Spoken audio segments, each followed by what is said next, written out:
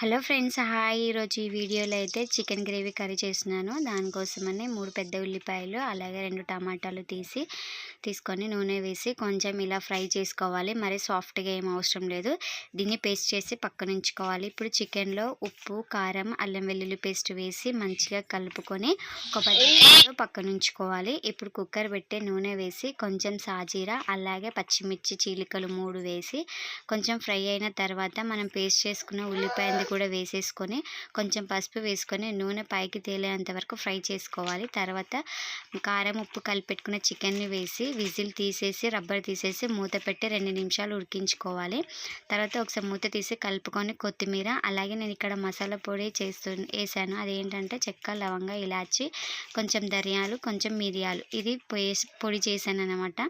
అది వేసేసుకొని కొన్ని నీళ్ళు పోసుకొని విజిల్ పెట్టి 2 విజిల్స్ రానివ్వాలి. అంతే.